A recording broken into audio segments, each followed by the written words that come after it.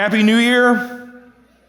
It's never felt so great to say hindsight is 2020, right? So, I just want you to know I appreciate so much. Just trying to look at faces right now. I appreciate seeing all of you here. This is awesome. I love this church. I love being with you guys. I had to miss a couple weeks because of COVID. Woohoo, that was awesome. But I do just want to say thank you for those of you who reached out to me and prayed for me. I very much appreciated that. COVID, for me at least, was no big deal. I've had colds way worse than that. But I appreciate your thoughts and prayers. And it was awesome just standing there and singing and hearing everything and hearing you guys. And I just love being at church. So anyway, I'm glad you are here too. I want to welcome those of you watching online from wherever you might be. Thanks for tuning in as well.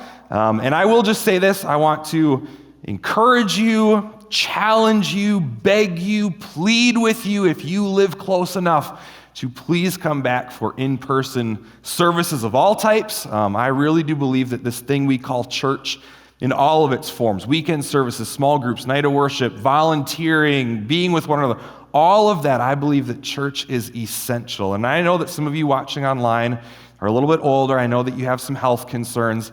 But I just want to challenge you with this, that church is essential. Being together does something for us. And I believe you need to be here. I need you to be here. Everybody sitting here in the chairs needs you to be here.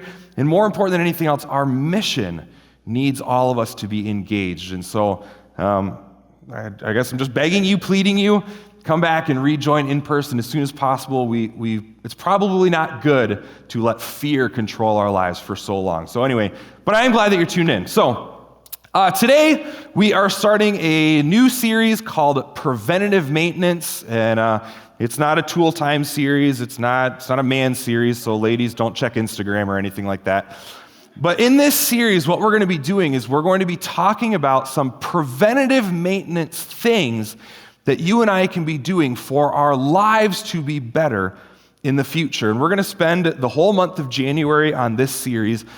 But really today, I just kind of want to give you a heads up with today. If you get to the end of this message or you get to the end of this video and you think, I'm not really sure what to do with that, that's okay. If we get to the end of this and you think, it didn't really seem like much of a message, that's okay. Today is really just an introduction to the series. Today is kind of a long setup for where we're going to be going over the next, throughout the end of this month. And really my goal for today is to get each of us, myself included, to get each of us to ask ourselves a question. Now we'll cover what that question is in a minute, but I'm just letting you know up front, that's the goal of today, is we need to ask ourselves a question. Now, about 8 to 10 years ago, I worked a part-time second job at Victory Lane Quick Oil Change and Car Wash of North Branch, Minnesota and Chisago, Minnesota. Not a sponsor, okay? I worked a part-time job there because I wanted to buy a motorcycle. I had had a motorcycle a few years before, but I got in an accident, ended up totaling it, had to sell it, and just kind of cut my losses. But I was really looking forward to get back into riding. The problem was that I didn't have the cash to buy a motorcycle at that particular time. And I don't believe in taking out a loan for anything with a motor. I don't think that's a wise financial investment, no matter how you slice it. So I had to save the money, which means I had to get a second job because I didn't have any extra income for a motorcycle. So I start working there at Victory Lane Quick Oil Change and Car Wash from North Branch, Minnesota and Chisago, Minnesota, not a sponsor. And when I start working there, I don't know much about cars, okay? Like I really didn't know then. I still don't know much, but basically all I'd ever done at that point was change the oil on my own vehicle. Nobody else's vehicle. Now, I didn't tell the owner that when he hired me. But I came in and I had no idea what was going on. Everything was new to me. There were terms all around I'd never even heard. And the first couple months are all just training. So at Victory Lane Quick Oil Change and Car Wash with North Branch, Minnesota and Chisago, not a sponsor, the first thing they do when you start working there is they train you on the underside, on the bottom side. And they taught me all these things that I had literally never heard before. They told me how to check differential fluids. I didn't know what a differential was. I just nodded my head and played along, but like they showed me what color it was supposed to be and how to check between the two bolts and it shouldn't run out. And they showed me, hey, this is where the oil pan, whatever bolt thing is on these different cars. And here's how to find it. And here's where the filter is. And like all these different things. I learned what zerks were. That's a word I'd never heard before. Maybe you don't know what a zerk is. It's basically a grease fitting. And for some reason, I still remember that on an early 2000s GM truck, there's 11 of them up front. Like, does me absolutely no good to do that. But I'm learning all this stuff. And then they moved me to the top side. And I learned all about checking all the fluids and belts and filters. And I had to learn how to check the just dreaded cabin air filter, which was such a waste of time. Okay, so like, it takes 20 minutes to get into it in most cars.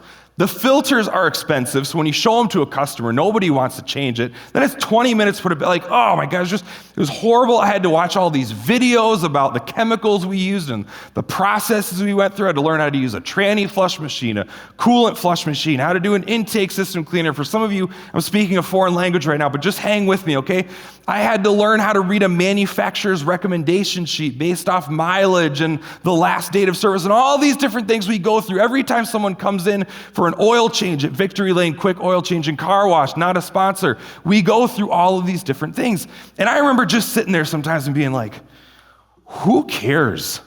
Like, who cares about all this? Like, they just came in for an oil change. Can we just give them an oil change? Have any of you ever felt like that when you go to one of these places like Victory Lane Quick Oil Change, Car Wash?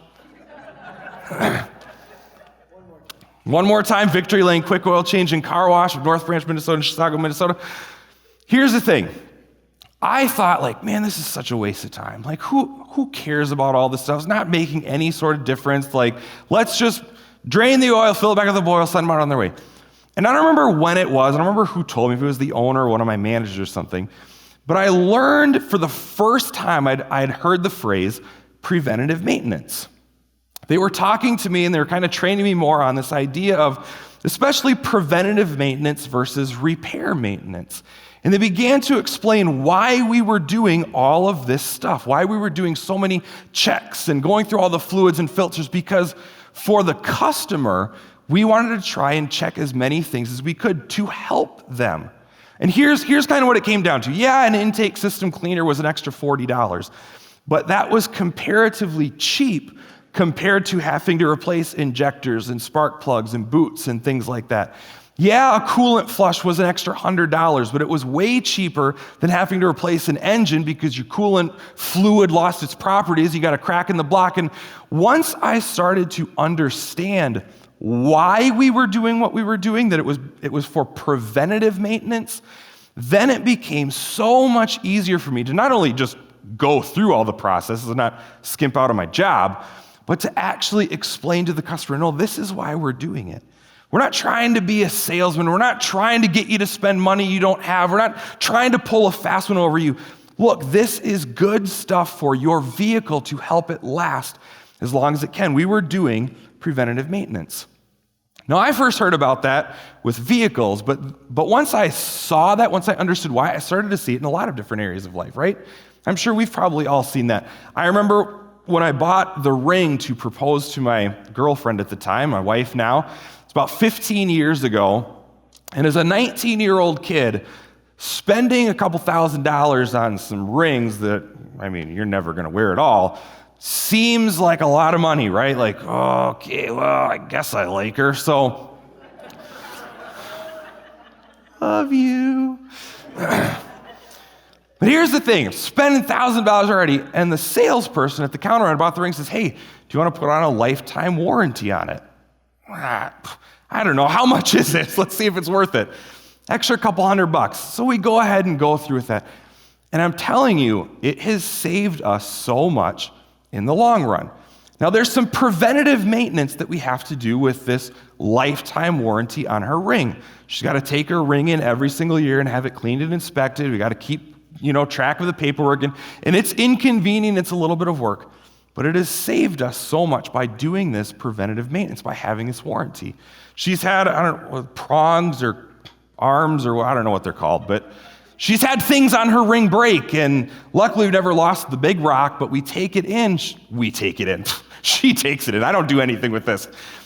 She takes it in every single year, and they check up on it. And because they're doing this regular preventative maintenance, when they spot, oh, there's a weak spot in the clamp, they'll replace it for free. Or she's got, 10 or 15 little tiny diamonds. Okay, I was 19 years old. They are real tiny. On either side of the ring, she's lost a couple, but because she goes in, they fix them and replace it for free. In fact, a couple years ago, I think they basically rebuilt her ring.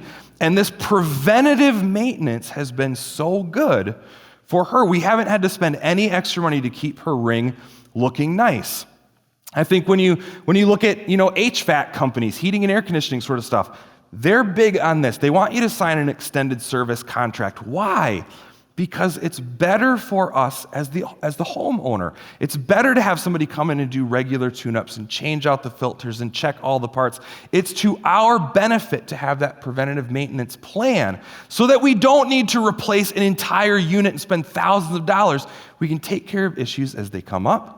In business, preventative maintenance is a huge deal, especially in companies that deal with heavy machinery or fleet vehicles or, data-sensitive sorts of things. There are entire departments dedicated to preventative maintenance.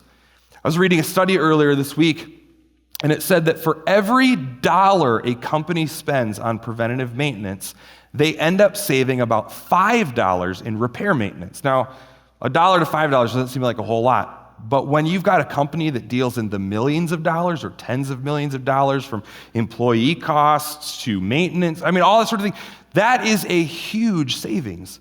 And even in our personal lives, right? Preventative maintenance is huge. Chiropractors make their living off of preventative maintenance. Take care of your spine, take care of your spine, take care of your spine. Everything lines up in your spine. If you want to prevent a stuffy nose, take care of your spine, sort of thing. Right? Doctors want us to get regular checkups and physicals every single year. It's why health supplements and vitamins sell so well. It's why people have trackers on their watches to count their steps and they try and exercise and eat right. Because this idea of preventative maintenance is a little bit of work up front, a little bit of inconvenience up front, a little bit of cost up front to potentially save us from catastrophe or huge problems later on. So here's the thing. We know about preventative maintenance. We've all been in situations where we've not had an opportunity to take care of it. But here's the thing I think we got to think about. Why don't we do it? Honestly, why don't you and I do more preventative maintenance? Why do we say so often, no, I just want an oil change. No, I don't want that extended service contract. No, I'm not going to get a physical. No, I'm just going to eat Taco Bell Why do we do that? I do it too in so many different areas of my life. Why are we so resistant to preventative maintenance? It's almost like we're rolling the dice every single time, and we're just hoping we win every time, and then we're frustrated when we don't. We're frustrated when something breaks down. We get angry when something doesn't work the way that it was supposed to work. But why don't we do this more often? Why are we so resistant and hesitant to do preventative maintenance? And I think if you and I sat down and had a conversation, we shared our stories, we'd probably all think, hey, we got some good reasons, right? Like, I think I have great reasons why I don't do this. But I think if we were to sum up all of the answers into kind of one big category, I think for 99% of the reasons why, it would come down to this. Because we think it doesn't matter. Right? Isn't that the case for most of us? We think preventative maintenance doesn't matter. We think it's not going to make a difference in the long run. And I know that's not every single one of us every single time, but I would guess that every single one of us in at least one area of life, we've been presented with something we can do ahead of time, and we just tell ourselves, nah, it doesn't matter. It's not going to make a difference. It's not worth the cost. It's not worth the work. It doesn't matter. No, you know what? I don't want that tranny flush. I don't need that. Yeah, my car's got 150,000 miles on it, but it drives fine. You know what? I don't hear any scraping when I drive around. I'm not slipping between gears. Nah, it's not going to matter. I'm just fine. Just give me an oil change. No, you know what? I'm just going to eat Taco Bell once or twice a month or week or whatever it is for you. Right? And we tell ourselves, it's not going to, in the grand scheme of things, eating Taco Bell is not going to matter. It's not going to make it, after all, they got lettuce and tomato on everything, so that's your vegetables. If you pay for the upgrade of sour cream, that's your dairy, and it's got protein, even if it is horse meat. So, you're kind of covering the basic food groups, right? And we tell ourselves, it doesn't matter. I don't have to eat right. It doesn't matter. I don't need to go get a physical. I feel fine. Sure, I'm not sleeping as well as I normally or used to. Sure, my back hurts. Sure, there are mornings I wake up and I tweak my neck and I gotta, walk like a robot for a couple days, but it's fine, right? And we tell ourselves it doesn't matter. My car drives just fine. My air conditioner, my heater works just fine in my house. My body's just fine. I still basically do whatever I want. It doesn't matter. And when we believe it doesn't matter, we can rationalize away any sort of preventive maintenance. We don't feel any impetus or any reason to go through that extra work or spend that extra money or have that extra inconvenience because who cares? It doesn't matter. But here's what I want to challenge us with today. And here's what I need to challenge myself with in several areas of life. Rather than saying it doesn't matter, maybe we should start to do something different. And maybe we should ask ourselves a question. What if? What if? What if that preventative maintenance did matter? What if that preventative maintenance did make a difference in my life? What if there were steps and procedures and things that we could do ahead of time to give us a better life in the future? And I'm not even talking about cars and air conditioners anymore, okay?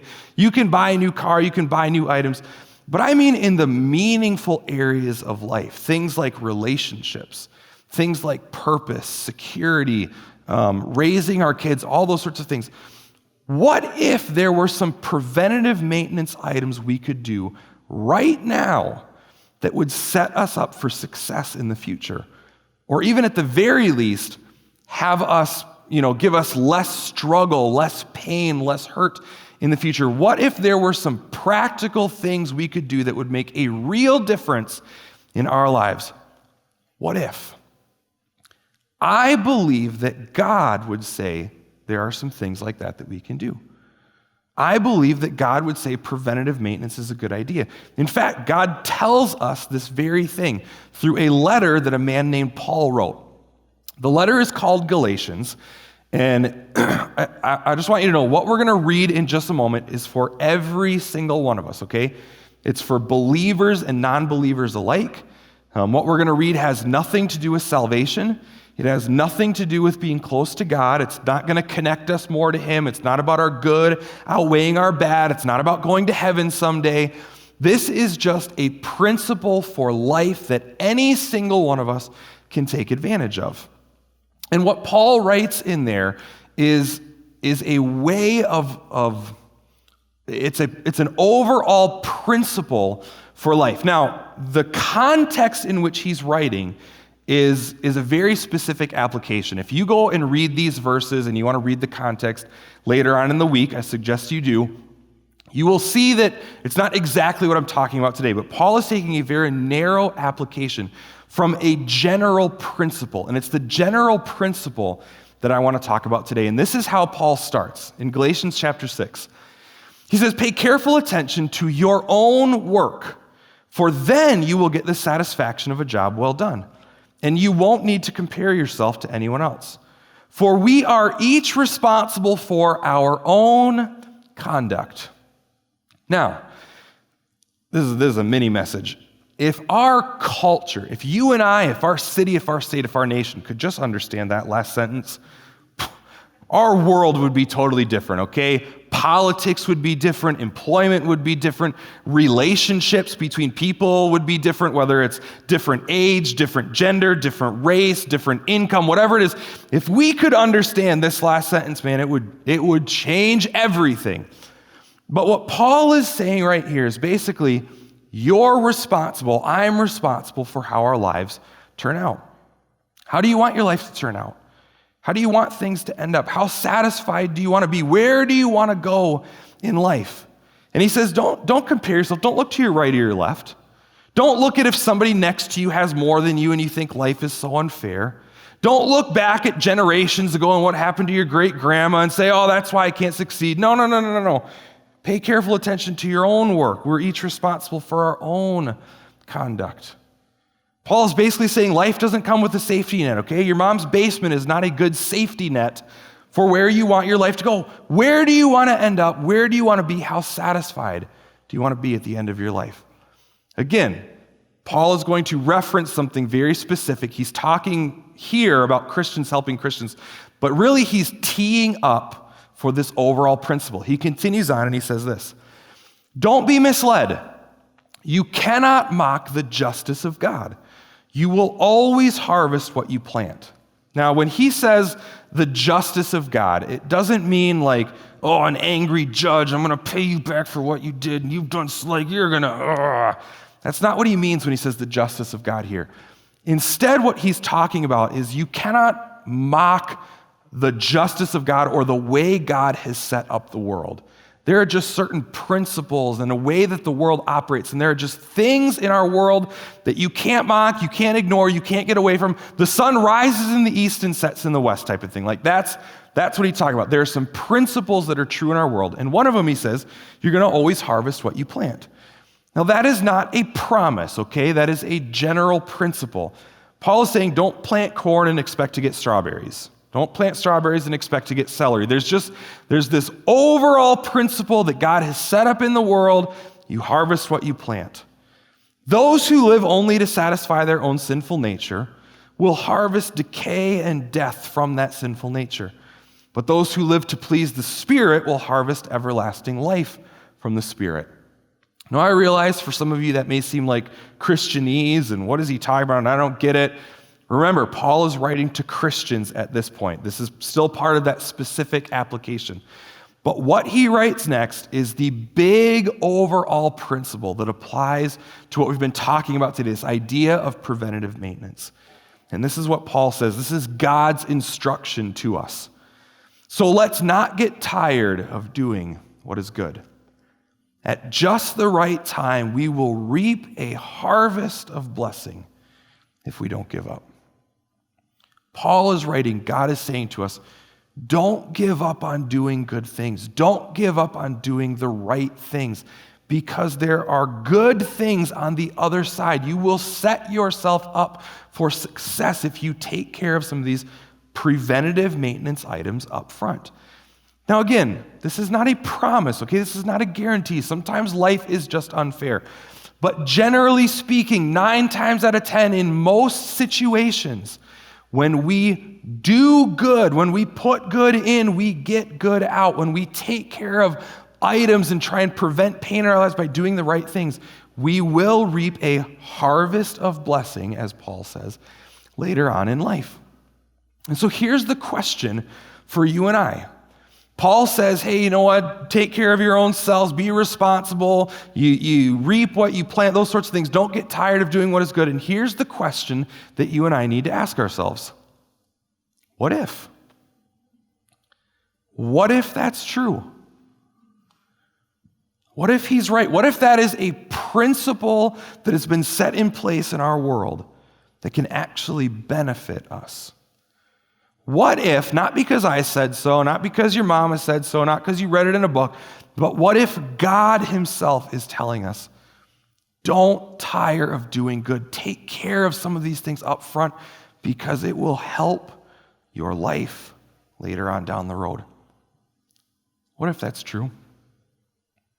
I mean, really, I know our tendency is to just give it kind of a flippant answer and then move on, but what if we actually stopped to ponder? Is that true? Is that a principle in our world that I can live by? Is what God says trustworthy? And then after that, if that principle is true, what does that say about all of God's specific instructions that fall under that? What if those are true as well? What if those are good as well? You see, God gives you and I a lot of instructions. Most of them in the Bible have nothing to do with salvation. Most of them have nothing to do with being connected to Him. Most of them have nothing to do with going to heaven. Most of God's instructions for our lives are like manufacturer recommendations, like I would give to customers at Victory Lane. Most of God's instructions are simply so our lives go better. they're not to butter him up. He knows we can't do it anyway. But most of these instructions are so that you and I can save ourselves from having a busted transmission later on down the road. What if those instructions are preventative maintenance for you and I? Take forgiveness, for example, right? God instructs us to forgive people who have hurt us. What if doing that could actually save us from pain and anger and sleepless nights and constantly having to look over our shoulder and wonder if we're going to run into that person? What if forgiving somebody is actually for our benefit? What if that's some preventative maintenance for us? And I know forgiveness is hard. I know it's unnatural. I know we tell ourselves, it doesn't matter, right? It doesn't matter. It's not going to affect me. I'm strong enough. I can take care of this. It doesn't matter. But what if? I'm not telling you what to believe. All I'm asking is just, what if we ask ourselves, what if? What if that really is a better way to live? God tells us one of his instructions is to serve other people. What if? All I'm saying is what if? What if thinking of others first is actually a more fulfilling sort of lifestyle? What if thinking of other people first and serving them and doing good for them, what if that could actually give us some purpose, some peace, some joy in life? What if? What if? What if being quick to listen, slow to speak, slow to become angry, what if that would do us some good later on down the line? What if that would help us build stronger relationships with other people? What if that would prevent us from losing relationships that are meaningful? What if that could save us from having regrets later on in life? I wish so bad I wouldn't have said that. I wish I wouldn't have killed that relationship. I wish I wouldn't have burned that bridge. What if quick to listen, slow to speak, and slow to become angry was God's preventative maintenance for our lives, for our good? What if, right? This is the big question. What if being generous with our money would actually be better for us? Now, I know we work hard for money. I know we want to accumulate it and spend it on what we want. But just honestly, ponder for a moment. What if God knows something we don't? What if through being generous, we could be like free, or at least freer from the grip that selfishness and jealousy has on our lives? What if through being generous with our money, we could learn how to view wealth from a healthier perspective? What if? What if one of God's instructions, one of his commands to people is to not have sex before marriage? Now, I know in today's culture that seems archaic, that seems old-fashioned, that seems like God is just a killjoy who doesn't want us to have any fun in our lives. I understand that we think, well, I mean, you gotta test drive the car before you buy it, right? I understand all of that. But what if? All I'm proposing is, what if God sees something that we don't, knows something we don't, is giving us some preventative maintenance to save us from feeling hurt, from being betrayed, from dealing with insecurity issues, from wondering if we can really ever be loved? What if God really has our best interests in mind when he gives us all of these instructions and these commands? You see, I believe most of what God tells us to do is like manufacturer recommendations. Just like I would give customers at Victory Lane a 4-page printout of these are all the things that you should do to take care of your vehicle at these specific times. What if most of the Bible is like that for us? What if God's instructions are actually for our good? See, I think every single one of us have experienced at least a little bit of that what God said is true, right? God says it is better to give than to receive. And I think we've probably all experienced that, haven't we? He was right on that one. God says that the borrower is slave to the lender. And if you've ever had debt, you know that is true. He was right on that one.